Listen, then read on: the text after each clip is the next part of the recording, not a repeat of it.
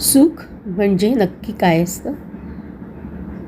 सुखाच्या मागे धावून ते कधीच मिळत नसतं. ते निर्माण करावं लागतं. तर सुखाच्या मागे धावणं म्हणजे नेमकं काय? म्हणजे नेहमी आपलं सुख सतत कुठल्या तरी फिजिकल वस्तूंमध्ये म्हणा किंवा आपल्या काही व्यक्तींमध्ये म्हणा किंवा आपल्या भोवतालच्या काही परिस्थितीवर म्हणा, या सर्व गोष्टींवर आपण आपलं सुख शोधत असतो म्हणा किंवा त्यात आपण मिळवायचा प्रयत्न करतो. म्हणूनच यालाच सुखाच्या मागे धावणं म्हणतात. पण आज आपण एक लक्षात घेऊया की खरोखरच आपल्याला जर जीवनात सुखी आणि आनंदी राहायचं असेल ना, तर समोरच्या या 5 गोष्टी नेहमी लक्षात ठेवा. सगळ्यात पहिली गोष्ट म्हणजे आपल्या मनाचं रिमोट कंट्रोल कधीच दुसऱ्यांच्या हातात देऊ नका. तर आता हे मनाचं रिमोट कंट्रोल म्हणजे नेमकं काय?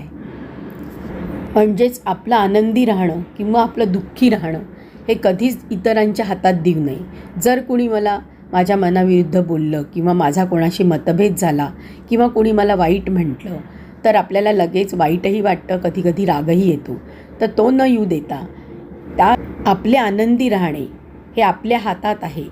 कारण कुणीतरी बोलले म्हणून मला राग येणार, मी खुश नाही राहणार, असे न होऊ देता आपले रिमोट कंट्रोल आपल्याच हाती ठेवावे. हा झाला दुसरा टप्पा. आता तिसरा पॉईंट बघूया. आपले सुख, आपली खुशी कधीच परिस्थितीवर अवलंबून असू नये. कारण परिस्थिती म्हणजेच दुसऱ्यांची स्थिती असते, ती स्वतःची नसते.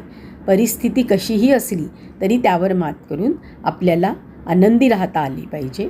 म्हणजे परिस्थितीवर मात करता आली पाहिजे. हा झाला दुसरा मुद्दा.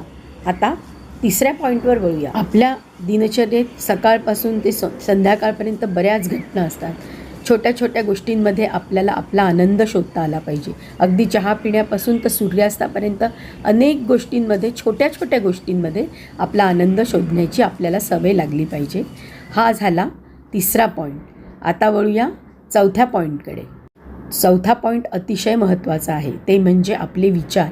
आपले विचार जर आनंदी, आपले जर विचार पॉझिटिव्ह, तर आपण पॉझिटिव्ह. पण हे पॉझिटिव्ह विचार म्हणजे नक्की काय? पॉझिटिव्ह विचार म्हणजे असे नव्हे की मला नोकरी लागू दे, माझा पगार वाढू दे किंवा ब्ला ब्ला. बट पॉझिटिव्ह विचार म्हणजे नेहमी चांगल्या गोष्टींचा विचार मनात असावा. उगाचच भविष्याची काळजी आणि भूतकाळातील घडून घेतलेल्या वाईट गोष्टी मनात आणून त्याचे चिंतन करून आपली मनस्थिती कधीच बिघडू देऊ नये. म्हणजेच आपण आपल्या वर्तमानात काळाला जगले पाहिजे. वर्तमान काळ म्हणजे प्रेझेंट टेन्समध्ये आलेला क्षण मी कसा आनंदात घालवेल याकडे आपला कटाक्ष असला पाहिजे. आणि विचार मनातील आपल्या नेहमी सात्विक आणि चांगले असले पाहिजे. कोणाचा द्वेष किंवा कोणा विरुद्ध कुठला कट वगैरे असे न रचता सतत पॉझिटिव्ह विचारांनीच आपले मन प्रफुल्लित राहिले पाहिजे. आता वळूया सर्वात शेवटचा मुद्दा, शेवटचा पॉईंट.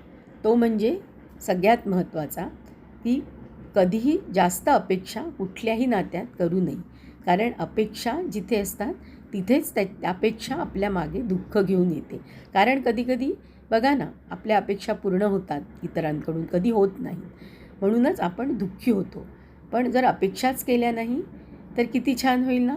अपेक्षा कमी कराव्यात आणि मनात नेहमी एकच विचार ठेवावा की आलेला क्षण, वर्तमान काळ, प्रेझेंट टेन्स, आलेला क्षण मी कसा आनंदात घालवीन, कसा शांतिमय आनंदपूर्ण माझा आलेला क्षण जाईल, याच्याचकडे आपला कटाक्ष असला पाहिजे. स्वतःच्या आनंदाचा रिमोट कंट्रोल कधीही दुसऱ्याला न देता, स्वतःचा आनंद कधीही बाह्य स्थितीवर, परिस्थितीवर किंवा फिजिकल वस्तूंवर न अवलंबून ठेवता आलेला क्षण जेवढा आहे मी तो कसा आनंदात घालू, इकडेच आपले लक्ष नेहमी असले पाहिजे. मंडळी, चला पुन्हा एकदा रिव्हिजन करूया. सुख निर्माण करायचे म्हणजे नक्की काय करायचे? तर हे पुढील पॉईंट्स पुन्हा एकदा शॉर्टमध्ये सांगते. आपल्या रागाची म्हणा, आपल्या मनाचे रिमोट कंट्रोल आपल्याच हाती असावे.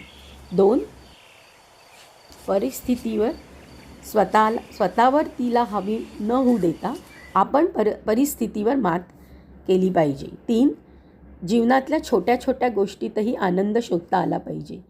4.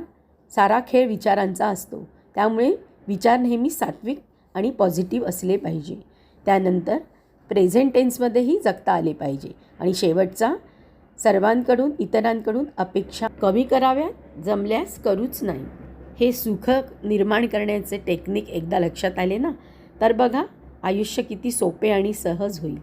कारण म्हणूनच आपण बघतो कधीकधी बंगल्यात राहणारी व्यक्ती ही दुःखी असते व कधीकधी लहान घरात किंवा झोपडीत राहणारी ही व्यक्ती ही खूप आनंदी असू शकते. कारण त्यांना सुख निर्माण करण्याचं हे टेक्निक अवगत असते.